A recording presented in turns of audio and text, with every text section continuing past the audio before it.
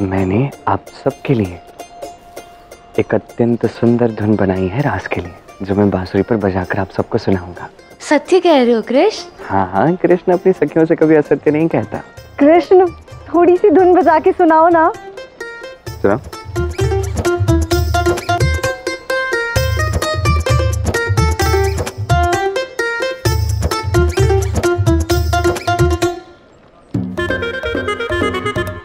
नहीं, अभी नहीं, थोड़ा वो धुन में थोड़ी कमी है, अच्छे से धुन पूर्ण रूप से बनी नहीं है, तो जब बनेगी मैं सुना दूंगा, रास में आप सबको सुना दूंगा मैं। अभी आप सब अपना कार्य पूर्ण करो, मैं भी अपना कार्य पूर्ण करता हूँ, ठीक है? क्यों मेरी बंसी रटे राधे राधे।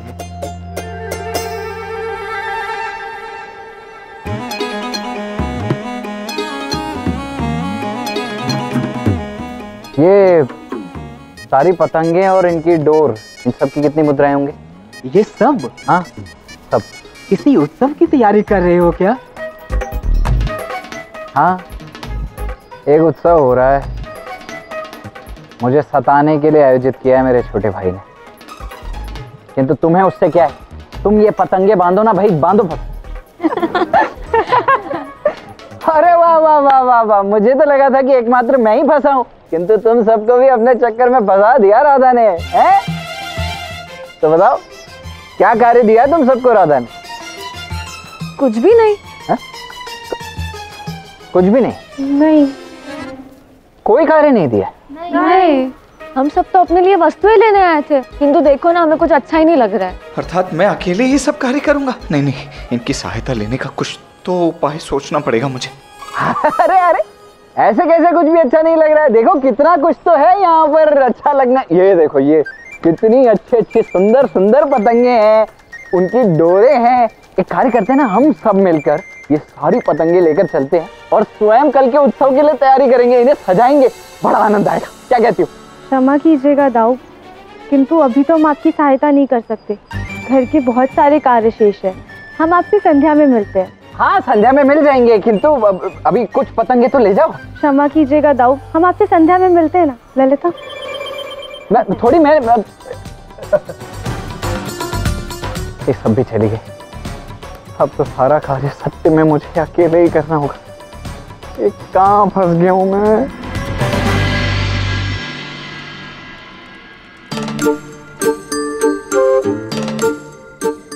मुझे तो लगा था कि ये सारा कार्य मुझे अकेले ही करना पड़ जाएगा, किंतु अब अच्छा है, अब तुम सब आ गई हो, ये सारा कार्य हम सब साथ मिलकर करेंगे।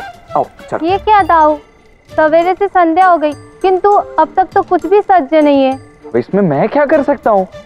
ये तो कान्हा की भूल है ना। अब महारास में नृत्य करेगा वो, सारा मनोरंजन उसका, और ये सारा कार्य मेरा। ना उसके मन में ये रास का विचार आता, ना ही मेरे मत्थे ये सारा कार्य आता। दाऊ, आप इतना क्रोधित क्यों हो रहे हैं? चलिए मैं आपको एक प्रोत्साहन देती हूँ इतने परिश्रम का।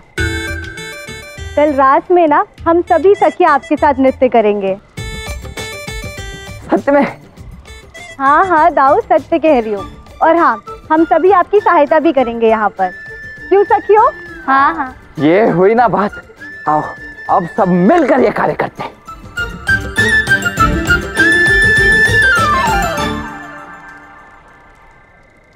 चलो, कुछ तो मिल रहा है इतना परिश्रम करने के लिए, किंतु यदि किसी प्रकार वो कान्हा इन सब में फंस जाता तो आनंद और भी अधिक आ जाता। अवश्य मुझे यहाँ कार्य में फंसा कर कहीं विश्राम ही कर रहा होगा वो।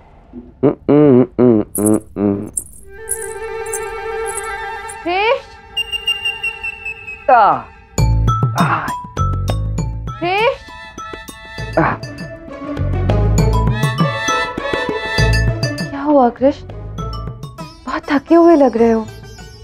हाँ, क्योंकि मैं थका हुआ हूँ। वो क्या है ना, मैं महादेव के पास गया, मैंने उन्हें न्योता दिया, उनसे कहा कि हम एक अत्यंत विशेष उत्सव का आयोजन करने जा रहे हैं, आप आइए। तत्पश्चात मैं सभी देवी देवताओं के पास गया, मैंने उन्हें भी न्योता दिया। अब सभी को न्योता देते देते देते देते मेरे पाँव, मेरे कमर। लाओ, मैं दबा देती। नहीं नहीं, तुम राधा हो, तुम्हारा स्थान तो मेरे हृदय में है, तुम मेरे पाँव कैसे दबा सकती हो? तुम मत दबाओ, मैं स्वयं अपने पाँव दबाऊंगा ना। ये देखो। कृष्ण, तुम्हें ज्ञात है ना, जब तुम्हें पीड़ा होती है तो मुझे भी होती है। लाओ, मैं दबा देती।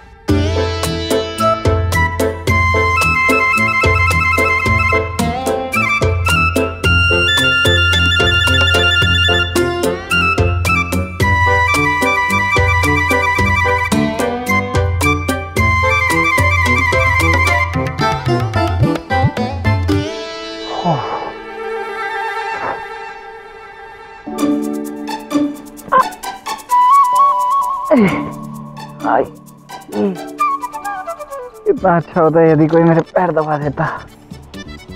राज के सारे प्रबंध करते करते तो मेरे पैरों में बड़ा दर्द हो गया।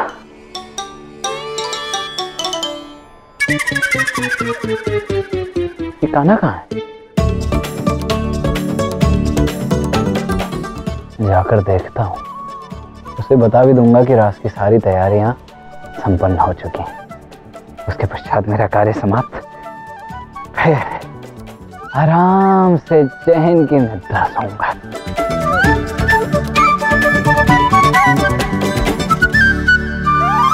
अत्यंत पीड़ा हो रही है। हाँ, अत्यंत पीड़ा हो रही है।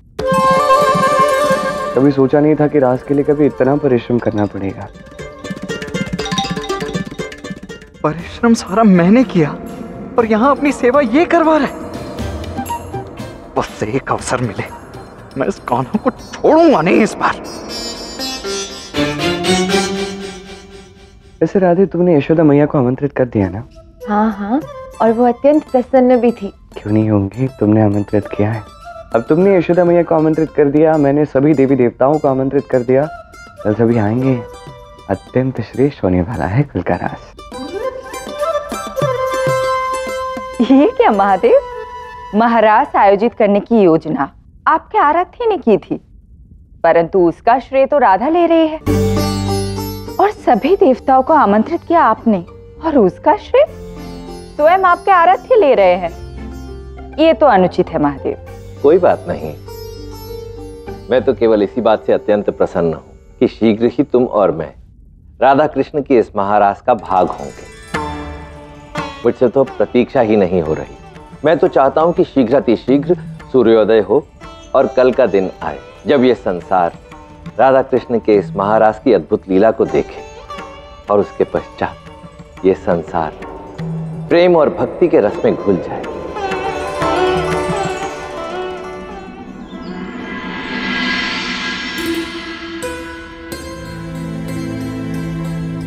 मुझे तो विश्वास ही नहीं हो रहा कि आज मैं और कृष्ण साथ में रास करने वाले हैं।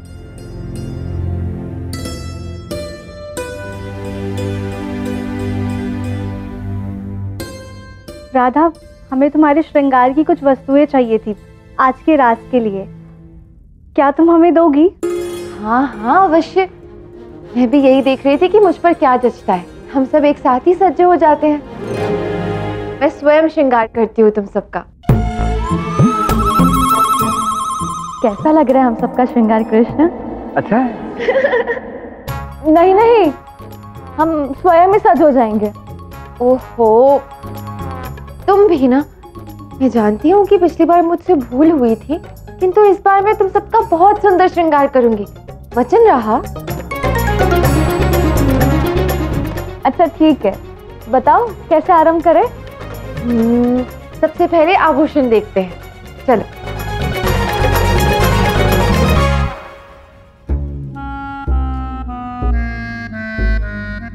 वैसे सत्य कहूँ तो मुझे तो अत्यंत चिंता हो रही है कि इतने सारे कार्य हम एक दिवस में कैसे पूर्ण करेंगे। ऊपर से देखो, कृष्ण ने भी सबको इतनी शीघ्र आमंत्रित कर दिया। बताओ। क्या हुआ, तुम सब हंसी क्यों? वो राधा, अब तुम हमारी सहायता कर रही हो तो हम तुम्हें सत्य बता ही देते हैं। वो सत्य ये है कि कृष्ण ने हम सबको पहले ही आमंत्रित कर दिया था, तुम्हारी घोषणा करने से पूर्व ही। उसने हमें पहले ही बता दिया था कि वह एक विशेष घोषणा करने वाला है। अच्छा, कब आमंत्रित किया कृष्ण ने? 2 रात्रि पहले। सभी सखियां सदैव मुझे स्मरण करती है ना, तो अब मैं ये निर्धारित कर रहा था कि वो मुझसे कब मिल सकती है, उसी की घोषणा थी, और वो सब भी इसलिए क्योंकि मैं तुम्हारे साथ समय व्यतीत कर सकूं। अर्थात कृष्ण ने मेरे साथ छल किया। चलो अच्छी बात है। और क्या बताया कृष्ण ने? और किस किस को आमंत्रित किया उसने? किसे आमंत्रित किया था ये तो नहीं पता, किंतु हाँ, कृष्ण ने दाऊ को भेजा था किसी को निमंत्रण देने। कृष्ण स्वयं नहीं गया क्या? नहीं, कृष्ण तो हमसे बातें कर रहा था ना। क्यों ना हम महादेव को वृंदावन बुला ले हमारे साथ समय व्यतीत करने के लिए? मैं ऐसा ही करता हूँ, मैं महादेव को आमंत्रण देकर जाता हूँ। कान्हा कहाँ है, इसके विषय में कभी किसी को ज्ञात होता है क्या? महादेव ने मेरा न्योता अस्वीकार कर दिया राधे। इसका अर्थ है कि महादेव, कृष्ण और दाऊ को पहले से ही ज्ञात था और सबने मेरे साथ छल किया। सुनो, तुम सब आभूषण देखो, अब मुझे कुछ बहुत ही महत्वपूर्ण कार्य स्मरण आया है, मैं अभी आती हूँ।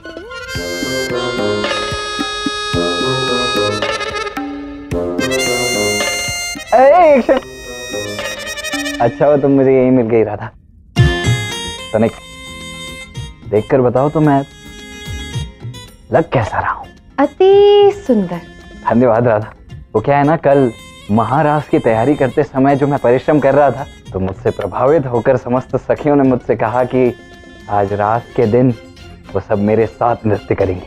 अरे वाह दाऊ, आप तो अत्यंत उत्साहित लग रहे हैं रास के लिए। अरे मैं ही क्या राधा, सबके सब उत्साहित हैं इस रास के लिए। वैसे मुझे कुछ पता चला है, मुझे ये पता चला है कि कृष्ण ने सखियों को पहले से ही आमंत्रित कर लिया है।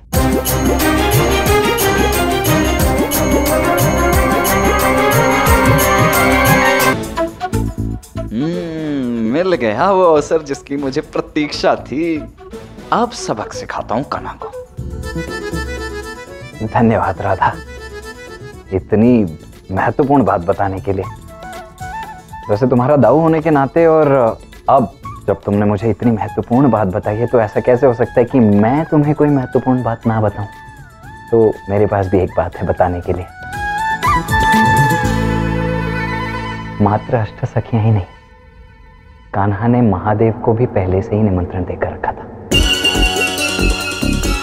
मैं ही तो गया था निमंत्रण लेकर महादेव के पास, मुझे ही भेजा था उसने।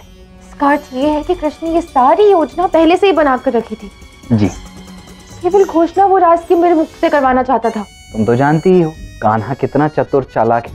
इस कृष्ण को तो मैं देखती हूँ, पढ़ाया मुझे मूर्ख बनाने वाला। हाँ और क्या, ऐसे थोड़ी होता है।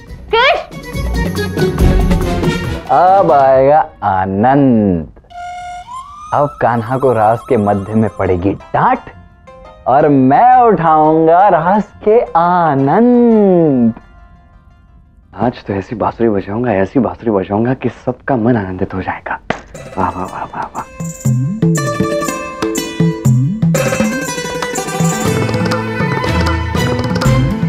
क्या बात है राधा रानी, यहाँ कहीं पुनः एक बार मेरी बांसुरी छुड़ाने का विचार तो नहीं है? नहीं तो, मैं तो केवल ये देखने आई हूँ कि तुम रास के लिए कैसे सज हुए हो, क्योंकि सबके नेत्र तुम पर जो होंगे। मैं रास के लिए कुछ इस प्रकार सज हुआ हूँ, कैसा लग रहा हूँ? बहुत सुंदर।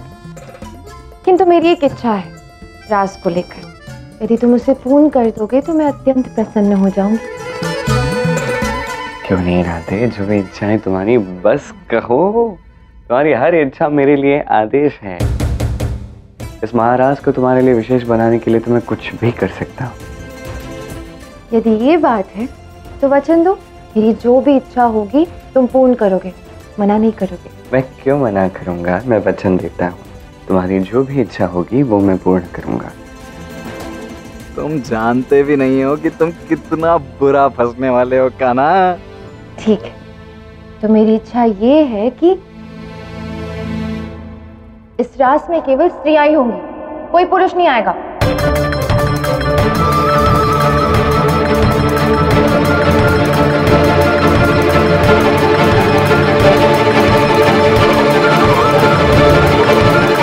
ये कैसी इच्छा है? तुमने वचन दिया है ना, अब तुम्हें पूर्ण करना होगा। राधा ने तो मेरे साथ ही अनुचित कर दिया ये मांग करके। कुछ करो कान्हा, कुछ करो, कुछ करो, मनाओ राधा को, अन्यथा मेरी इतनी मेहनत इतना परिश्रम, ये सारे नए वस्त्र, ये सब कुछ धरा का धरा रह जाएगा। कुछ करो। और मैं कैसे ये वचन निभाऊंगा? मैंने सबको पहले आमंत्रित कर दिया है राधा, अब मैं मना कैसे करूंगा? हाँ हाँ, कुछ पहले ही आमंत्रित नहीं कर दिया तुमने सबको? पूरी योजना बना ली, केवल मेरे मुख से घोषणा करवाना चाहते थे इस राज की। मुझे मूर्ख बनाया ना, अब करना तुम, दाऊ और महादेव तीनों मिलकर रास। देखो राधा, मैं महादेव को मना करूंगा तो उन्हें बुरा लग सकता है, समझो ना। ये तो मुझे मूर्ख बनाने से पहले सोचना चाहिए था ना तुम्हें। अब तुम्हें अपना दिया हुआ वचन पूर्ण करना ही होगा।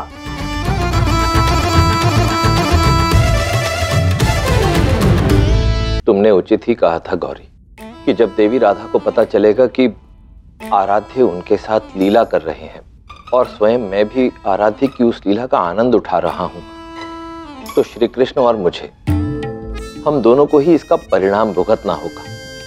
अब देखो ना, आराध्य को देवी राधा को दिया अपना वचन पूर्ण करना ही होगा, और इसका सीधा सा अर्थ यह है कि अब आराध्य के उस महारास में कोई भी पुरुष भाग नहीं ले पाएगा। जितना मैं आपके आराध्य को जानती हूँ, ये तो मैं विश्वास के साथ कह सकती हूँ कि वो कोई ना कोई मार्ग अवश्य ही ढूंढ लेंगे। इस बार कोई मार्ग नहीं ढूंढ पाएंगे, मुझे कोई आस नहीं दिखाई दे रही गौरी। उचित होगा कि तुम महाराज में अकेली ही जाओ।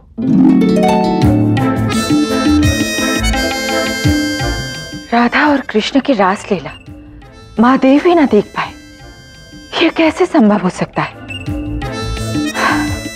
बस यही आशा करती हूँ कि कृष्ण शीघ्र ही कोई समाधान ढूंढ ले। राधा भी ना बात बात पे सर पे इसके क्रोध सवार हो जाता है, और आप यहाँ क्या मुंह लटकाए खड़े हैं? कुछ सोचिए, कुछ कीजिए। देखिए, मुझे लगता है कि हमें जाके राधा से क्षमा मांगनी चाहिए। चलिए जाके क्षमा मांगते हैं। मैं क्यों चलूं भाई? मेरी क्या भूल है इसमें? ये सब सोचने का समय नहीं, आपने कुछ ना कुछ अनुचित किया ही है। आप आइए मेरे साथ।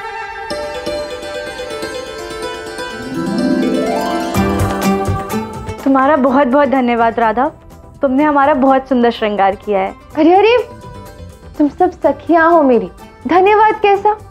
तुम सब चलो आगे, मैं परिवार के सभी सदस्यों को लेकर वहां पहुंचती हूँ और तुमसे मिलती हूँ। चलो।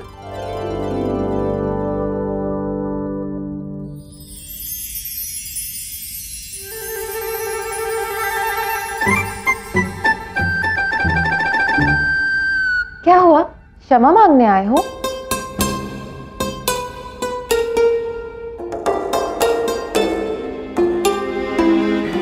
तो क्या है ना कि अभी मुझे रास के लिए सज्ज होना है, तो आपकी ये क्षमा याचना सुनने का समय नहीं है मेरे पास। राधा, समय निकालो थोड़ा। अब देखो, तुम्हें जो चाहिए वो मांग लो, तुम्हें जो उचित लगे वो तुम मांग लो, किंतु ये नहीं। कितने सारे लोग हैं, महादेव, मैं, दाऊ, सभी ग्वाले हैं, सभी देवता, सभी रुष्ट हो जाएंगे, सभी का मन अकुल हो जाएगा। अब हमें क्षमा कर दो ना। हाँ राधा, कर दो ना क्षमा, अब हमें कर दो ना क्षमा राधा। ऐसे भी कोई क्षमा मांगता है क्या? तो तुम जैसे चाहती हो वैसे क्षमा मांगते हैं। सभी पुरुषों को आने दो इस महाराज में। ठीक है, फिर पहले आप दोनों अपने कान पकड़ो, फिर मैं सोचती हूँ। हाँ, क्यों नहीं, हम कान पकड़ के क्षमा मांगते हैं।